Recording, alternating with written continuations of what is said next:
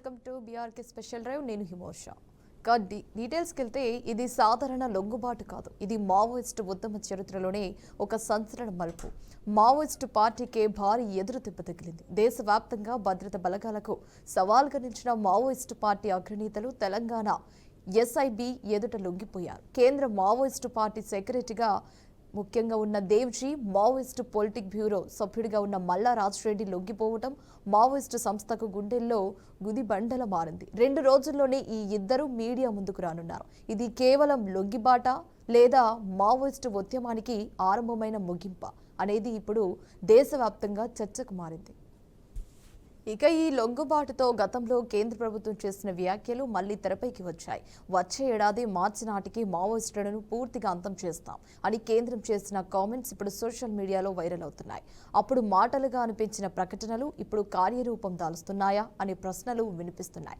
దేశవ్యాప్తంగా operation Kagar, combing operation, intelligence network బలోపేతం, ఈ అన్ని చర్యలు ఇప్పుడు ఒక క్లైమాక్స్ స్టేజికి చేరాయా?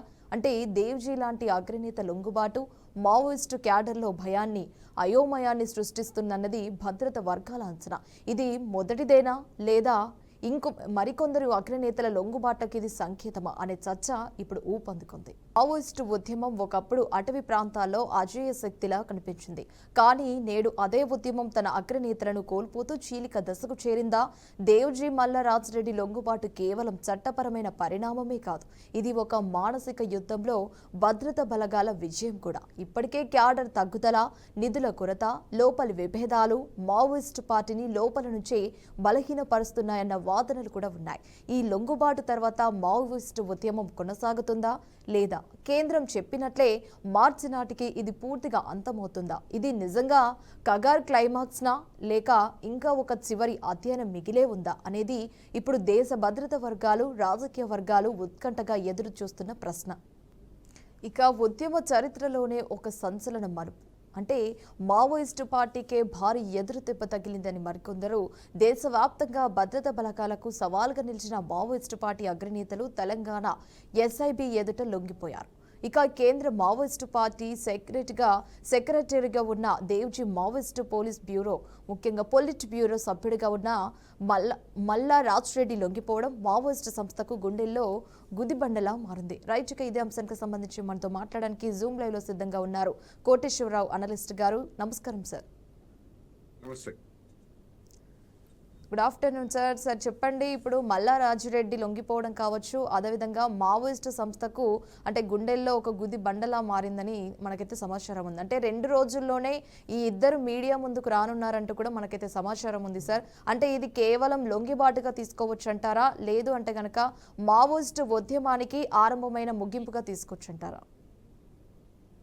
గత కొద్ది వారాలుగా పిగ్మా ఎన్కౌంటర్ తర్వాత వచ్చినటువంటి వార్తలు వీటన్నిటిని బట్టి దేవ్జీ లేదా ఇతర నేతలు కూడా లొంగుబాటు దారిలోనే ఉన్నారు అనేటువంటి అభిప్రాయాలకి మీడియాలో వచ్చినటువంటి వార్తలు అవకాశం కల్పించాయి. అది నిజమైందనేటువంటిది తాజా సమాచారం. మావోయిజం అనేటువంటిది ఒక ప్రపంచంలో తప్పుదారి పట్టినటువంటి ఒక ఆలోచన విధానం.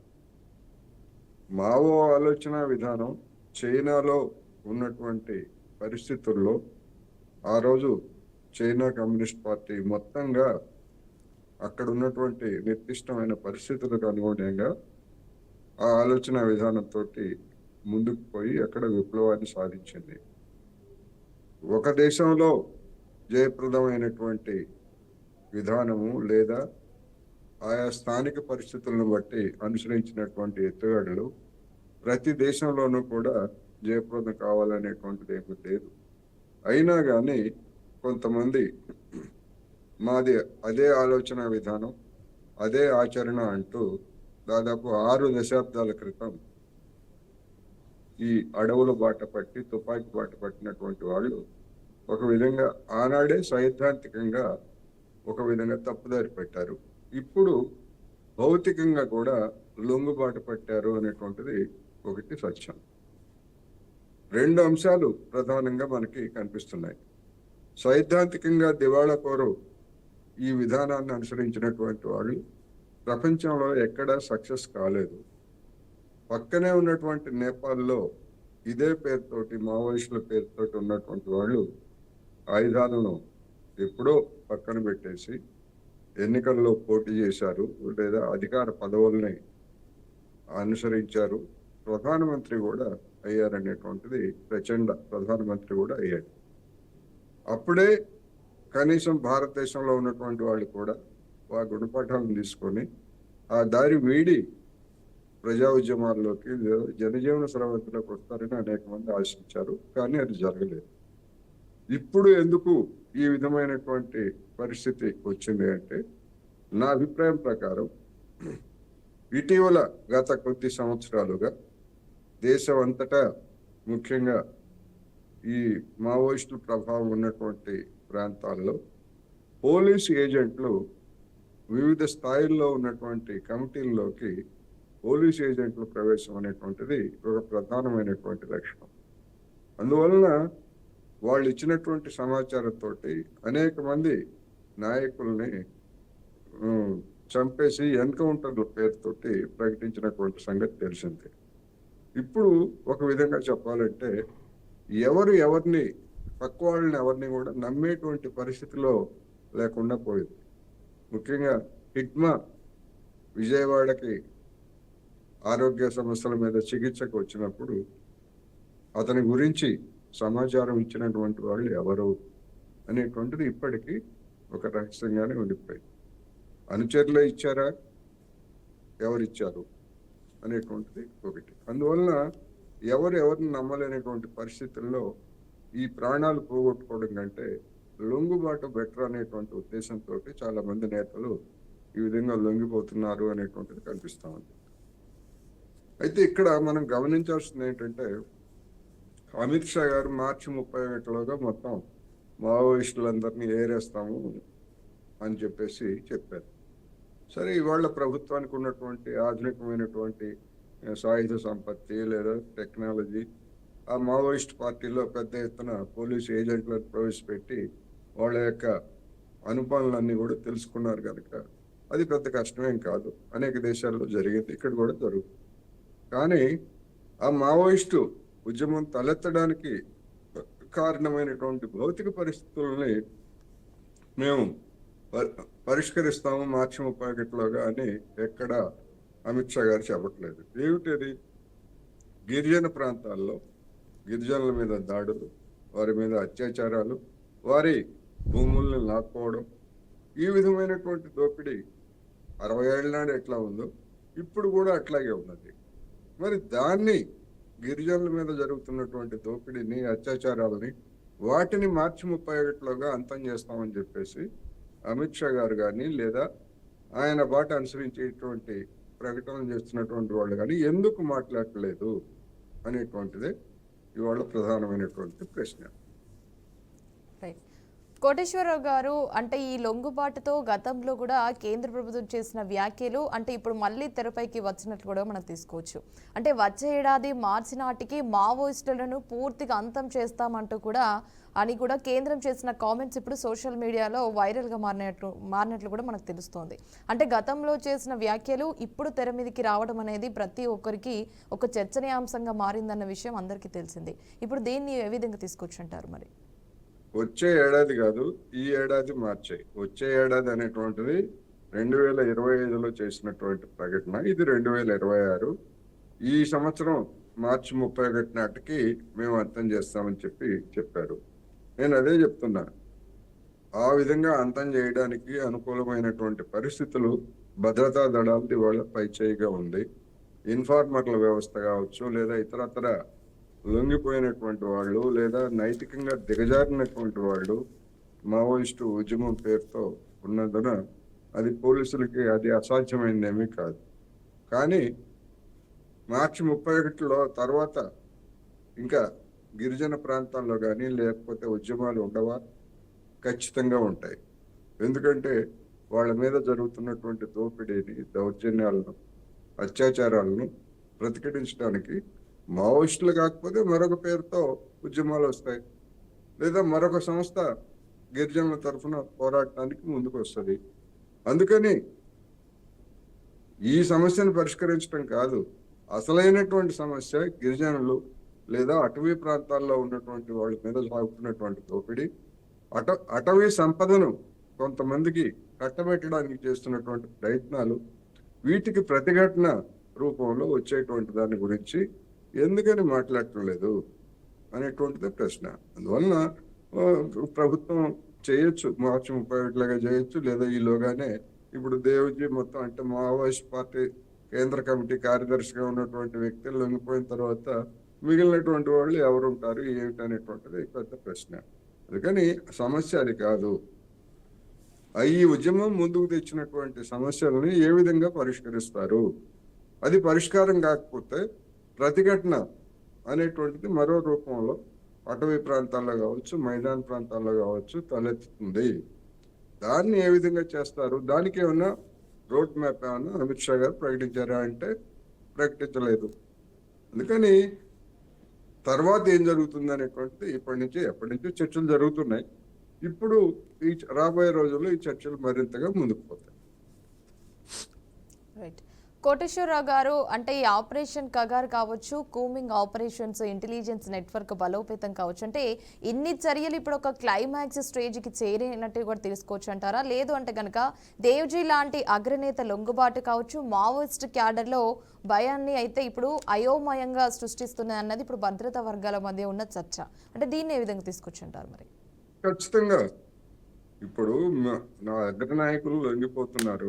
ఈ లొంగిపోతున్నప్పుడు మరి దిగువ స్థాయిలో ఉన్నటువంటి క్యాడరు ఇప్పటికీ అడవుల్లో ఉన్నటువంటి వాళ్ళు లొంగిపోవాలా, లొంగిపోతే ఏమిటి అనేటువంటిది వాళ్ళ మధ్య ఉన్నటువంటి ఒక కమ్యూనికేషన్ వ్యవస్థకు కూడా దెబ్బతగిలింది.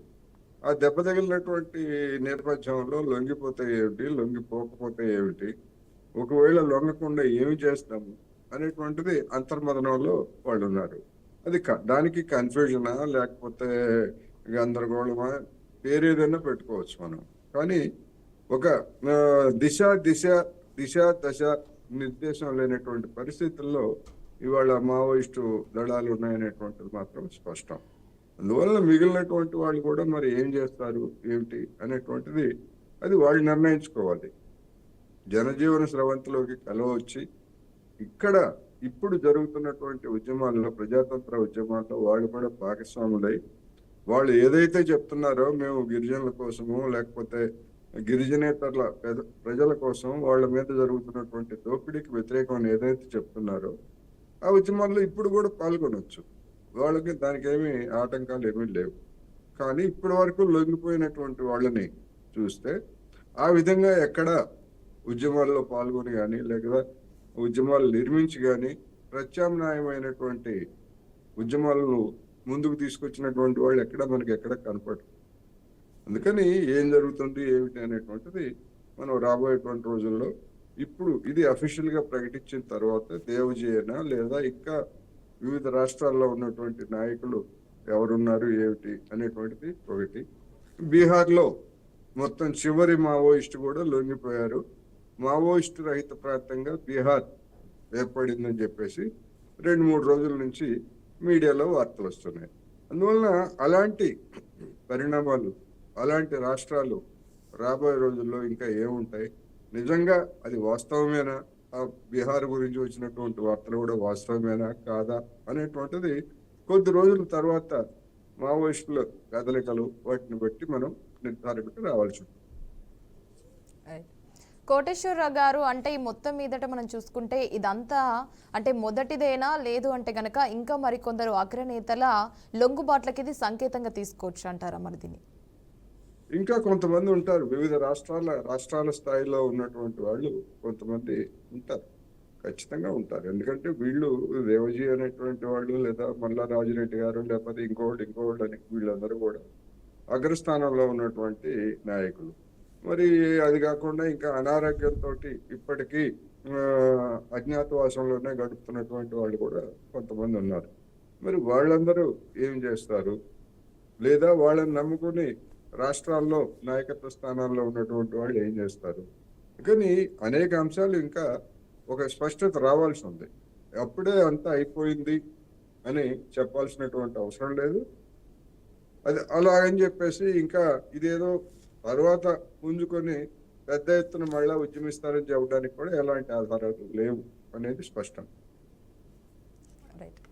కోటేశ్వరరావు గారు, అంటే ఇప్పుడు ఒకప్పుడు అటవీ ప్రాంతాల్లో కూడా అజేయ శక్తిలా కనిపించింది. కానీ ఇప్పుడు గనక మనం చూసుకుంటే అదే ఉద్యమం తన అగ్రనేతలను కోల్పోతూ చీలిక దశకు చేరిందన్న అంశం కూడా మనకు కనిపిస్తుంది. అంటే మొత్తం మీదట ఇప్పుడు దేవ్జీ మల్లా రాజిరెడ్డి లొంగుబాటు కేవలం చట్టపరమైన పరిణామమే కాదు, ఇది ఒక మానసిక యుద్ధంలో భద్రతా బలగాల విజయం కూడా అంటూ కూడా తెలియజేస్తున్నారు. మరి దీన్ని ఏ విధంగా తీసుకొచ్చుంటారు?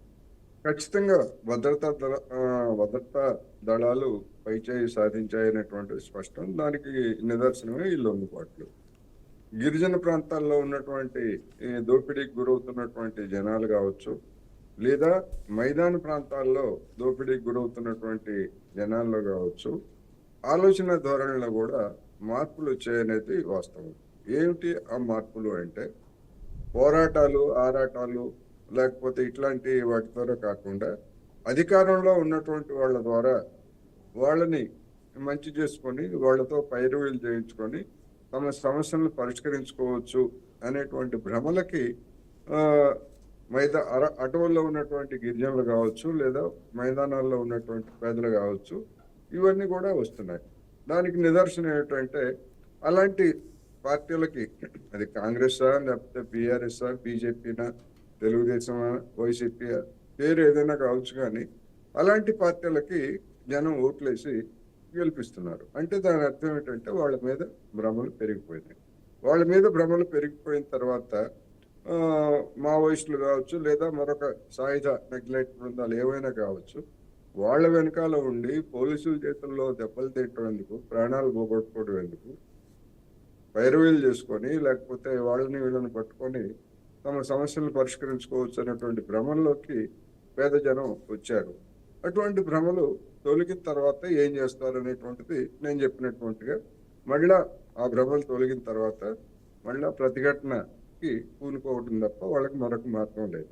అయితే అది ఇప్పుడు జరుగుతుందా, మరి కొన్ని సంవత్సరాల తర్వాత జరుగుతుందా అనేటువంటిది అది వేరే అంశం. అందుకని జనంలో వచ్చినటువంటి ఆలోచనలో వచ్చినటువంటి మార్పులు కూడా కొత్తగా మావోయిస్టుల ఉద్యమాల్లోకి లేకపోతే ఇతర సాయుధ నక్సలైట్ బృందాల్లోకి చేరేటువంటి యువత కూడా గణనీయంగా తగ్గిపోయింది అనేది స్పష్టం. ఇట్లా అనేక రకాలైనటువంటి కారణాలతోటి ఇవాళ మావోయిస్టులు లేదా ఇతర సాయుధ నక్సలైట్ బృందాలు బలహీనపడ్డాయి, భద్రతా దళాలది పై చేయి సాధించారు. అందుకని రాబోయేటువంటి రోజుల్లో మిగిలినటువంటి వాళ్ళు ఎవరైనా లొంగిపోతే ఓకే, లేకపోయేట్లయితే వాళ్ళని కూడా ఎన్కౌంటర్ల పేరుతో మరొక పేరుతో పట్టుకొని కాల్చి చంపేస్తారనేది స్పష్టం. రైట్. కోటేశ్వరరావు గారు, అంటే మొత్తం మీదట ఈ లొంగుబాటు తర్వాత మావోయిస్టు ఉద్యమం అనేది కొనసాగుతుందంటారా, లేదంటే కనుక కేంద్రం చెప్పినట్లే మార్చి నాటికి ఇది పూర్తిగా అంతమవుతున్నట్లుగా మనం తీసుకొచ్చుంటారా? మార్చి 31 నాటికి అంతమవుతుందని చెప్పలేం, కానీ గతంలో మాదిరి ఈ దళాల చర్యలు లేకపోతే ఆ విధమైనటువంటి పరిణామాలు ఉండకపోవచ్చు. వాళ్ళు ఏ విధంగా, అంటే ఈ బలహీనమైనటువంటి స్థితిలో ఉన్నటువంటి వాళ్ళు ఏ విధమైనటువంటి కార్యాచరణకు పూనుకుంటారు ఏమిటనేటువంటిది వాళ్ళ చర్యలు చూసిన తర్వాత మాత్రమే మనం చెప్పగలం. ఎందుకంటే వాళ్ళు ఏమి బహిరంగంగా మీడియాతోనో లేకపోతే మరొక దాంతోనో చర్చించినటువంటి వాళ్ళు కాదు, చర్చించేటువంటి అవకాశం కూడా లేదు. అందుకని ఎంతమంది మిగులుతారు అనేటువంటిది పెద్ద ప్రశ్న. అయితే ఆ మిగిలినటువంటి వాళ్ళు ఏ విధంగా వ్యవహరిస్తారు అనేటువంటిది మరి మార్చి 31 కేంద్ర ప్రభుత్వం పెట్టినటువంటి గడువు తర్వాతనే మనకి ఒక స్పష్టత వస్తుంది. అప్పుడు మనం మరొకసారి వాళ్ళ యొక్క కార్యాచరణ గురించి, అసలు కార్యాచరణ చేయడానికి ఎవరైనా మిగులుతారా లేకపోతే మొత్తం లొంగిపోతారా అనేటువంటిది అప్పుడు మనం మాట్లాడుకోవచ్చు. కోటేశ్వరరావు గారు, అంటే ఇప్పుడు కగార్ క్లైమాక్స్ గా మనం తీసుకొచ్చంటారా, లేదంటే కనుక ఇంకా చివరి అధ్యయనం మిగిలే ఉందంటారా మీరు? మరి క్లైమాక్స్ తీసుకోవచ్చు. క్లైమాక్స్ తర్వాత కూడా ఇప్పుడు మన సినిమాల్లో హీరో విలన్ మీద విజయం సాధించిన తర్వాత కూడా విలన్ అనుచరులుగా ఉన్నటువంటి వాళ్ళు తర్వాత లొంగిపోయేటువంటి పరిస్థితిని మనం చూస్తున్నాం కదా. అట్లాగే మావోయిస్టులు అగ్రనాయకులు లొంగిపోయిన తర్వాత విలన్ ఈ సమయానికి లొంగిపోయినటువంటి వాళ్ళు మిగిలినటువంటి వాళ్ళు తర్వాత లొంగిపోయినా కూడా ఆశ్చర్యం లేదు. లొంగిపోయేటువంటి అవకాశాలే ఎక్కువగా కనిపిస్తున్నాయి. రైట్. కోటేశ్వరరావు గారు, ఇక్కడ ఒక ముఖ్యమైన ప్రశ్న ఏంటంటే, పొలిట్ బ్యూరో మెంబర్ అయినటువంటి రాజమల్లారెడ్డి లొంగిపాటుపై కూడా అనేక చర్చలు కూడా కొనసాగుతున్నాయి సార్. దీనికి సంబంధించి అప్డేట్స్ ఏంటంటే దీన్ని ఏ విధంగా తీసుకొచ్చుంటారు మరి? పోలిట్ బ్యూరోకి కార్యదర్శిగా ఉన్నటువంటి దేవజీని లొంగిపోయిన తర్వాత పోలిట్ బ్యూరోలో ఉన్నటువంటి వాళ్ళ గురించి పెద్దగా చర్చించాల్సింది ఏం లేదు. అందుకని వాళ్ళు కూడా లొంగిపోవడానికి అవకాశాలు ఉన్నాయి. లొంగిపోయారు అని కూడా చెప్తున్నారు. అది నిజమా కాదా అనేటువంటిది పోలీసులు వాళ్ళని మీడియా ముందు ప్రవేశపెట్టిన తర్వాత మాత్రం మనం నిర్ధారించుకోవాలి. అందుకని ఈ డెఫినెట్ గా ఈ పరిణామాలు అనేటువంటివన్నీ కూడా మావోయిస్టులకి మామూలు దెబ్బ కాదు. సైద్ధాంతికంగా వాళ్ళు ఎప్పుడో దివాళా తీశారు. ఇప్పుడు భౌతికంగా కూడా ఈ విధమైనటువంటి పరిస్థితులు ఏర్పడ్డాయి. అందుకని ఇది క్లైమాక్సే అని చెప్పుకోవచ్చు. అంటే మొత్తం మీదట ఈ లొంగుబాటు తర్వాత ఉద్యమం అనేది కొనసాగుతుందని చెప్పవచ్చు అంటారా మరి? ఉద్యమం అంటే వేరే రూపంలో కొనసాగొచ్చు. తుపాకులతోటి లేకపోతే క్లేమర్ మైన్స్ తోటి దాడులు చేయడం, లేదా సాయుధ బలగాలను చంపేయడం, లేకపోతే వీళ్ళని వ్యతిరేకించేటువంటి ఇతర పార్టీల నాయకులను చంపేయడం, ఇటువంటివన్నీ కూడా ప్రస్తుతానికైతే తగ్గుముఖం పట్టాయి. భవిష్యత్తులో ఇంకా తగ్గుముఖం పట్టేటువంటి అవకాశాలు ఉంటాయి. వేరే రూపాల్లో వాళ్ళు ఏమైనా ఉద్యమాలు చేయొచ్చు. అదేమి తప్పేమి కాదు. వేరే రూపంలో ఆయుధాలు వదిలిపెట్టి ఉద్యమాలు చేసినటువంటి వాళ్ళు చాలా మంది ఉన్నారు వేరే ఇతర దేశాల్లో. అదేవిధంగా వాళ్ళు కూడా ఆయుధాలు వదిలిపెట్టి ప్రజా సంఘాలను నిర్మించి వ్యవసాయ కార్మికులు కావచ్చు, గిరిజనులు కావచ్చు, కార్మిక సంఘాలు కావచ్చు, ఏవైనా కానీ అటువంటి వాటిల్లో పనిచేయడానికి వాళ్ళకి పూర్తి స్వేచ్ఛ, హక్కు కూడా ఉన్నది. ఆ విధంగా చేస్తారా లేదా అనేటువంటి సమస్య తప్ప వాళ్ళు ఇతర రూపాల్లో ఉద్యమాలు చేయొచ్చు. రైట్. కోటేశ్వరరావు గారు, ఫైనల్ గా ఇప్పుడు మరిన్ని అగ్రనేతలకైతే ఇది ఒక సంకేతంలో తీసుకొచ్చంటారా, లేదు అంటే కనుక ఒక ప్రశ్నగా మిగిలిపోయే అవకాశాలు ఏమైనా ఉన్నాయంటారా? చూడాలి. ఇప్పుడు అగ్రనేతలుగా ఉన్నటువంటి వాళ్ళు లొంగిపోయారు. లొంగిపోయిన తర్వాత మరి ఆ స్థానాన్ని మరొకరితో భర్తీ చేస్తారా, లేకపోతే అసలు పోలిట్ బ్యూరోనే రద్దు చేసుకుంటారా, ఏం చేస్తారు ఏమిటనేటువంటిది వాళ్ళ యొక్క యాక్షన్ బట్టి, వాళ్ళ ప్రకటనలు బట్టి మనం మాట్లాడాల్సి ఉంటుంది. అందుకని ఇప్పుడు ఎందుకంటే వాళ్ళు అజ్ఞాతవాసంలో ఉన్నటువంటి వాళ్ళు వాళ్ళ ప్రకటనలు చేస్తేనే మనకు అర్థమవుతుంది, లేదా ఇతరత్ర సమాచారం ద్వారా మనకి కొన్ని విషయాలు తెలుస్తాయి. అందుకని నిర్దిష్టంగా ఏం జరుగుతుంది అనేటువంటిది మనం ఎప్పుడైతే చెప్పలేము. మిగిలినటువంటి వాళ్ళు ఏమైనా సరే కొంతమంది మేము సాయుధ పోరాటాన్ని కొనసాగించడానికి నిర్ణయించుకున్నామని చెప్పేసి గతంలో ప్రకటించారు. మరి అటువంటి వాళ్ళందరూ కూడా మళ్ళా ఒక దగ్గరకు చేరి మరొక నాయకత్వాన్ని, అంటే లొంగిపోయిన వాళ్ళు కాకుండా మిగిలినటువంటి వాళ్ళతోటి, లేకపోతే వాళ్ళ మీద కూడా నమ్మకం లేకపోతే సరికొత్తగా మరొక నాయకత్వాన్ని ఎంచుకొని ఏమైనా చేస్తారా, ఇవన్నీ కూడా ఏంటంటే ప్రస్తుతానికి సమాధానం లేనటువంటి ప్రశ్నలు. రైట్. కోటేశ్వరరావు గారు, మరో 2 రోజుల్లో అయితే ఈ అగ్రనేతలు అయితే మన మీడియా ముందుకు కూడా రావడం కూడా జరుగుతుందంటూ కూడా వార్తలు అయితే వినిపిస్తున్నాయి సార్. దీన్ని ఏ విధంగా తీసుకొచ్చుంటారు? ఏదైనా ఒకటే. ఇప్పుడు మిగిలినటువంటి వాళ్ళు కూడా వాళ్ళని వేటాడటానికి కర్రిగుట్టల చుట్టూతా మోహరించారనేటువంటి వార్తలు కొద్ది రోజుల నుంచి వచ్చాయి. మిగిలినటువంటి ప్రాంతాల్లో కూడా అలాంటి పరిణామాలే జరగవచ్చు. అందుకని ఖచ్చితంగా ఇది చివరి దశకు వచ్చింది అని చెప్పొచ్చు. అయితే ఈ చివరి దశకు వచ్చింది, ఈ అంకం ముగిసిన తర్వాత మరొక అంకం ఏ విధంగా తెరలేస్తుంది, దేనికి నాంది పలుకుతుంది అనేది మనం వేరే చెప్పాలి. ఇప్పుడు అయితే చెప్పలేదు. రైట్. మొత్తం మీదట ఇప్పుడు కోటేశ్వరరావు గారు, మరి బీఆర్కే న్యూస్ ఛానల్ తరపున ప్రేక్షకులకు కావచ్చు, ఆ నాయకులకు కావచ్చు, అంటే మీరు ఏం చెప్పాలనుకుంటున్నారు మరి?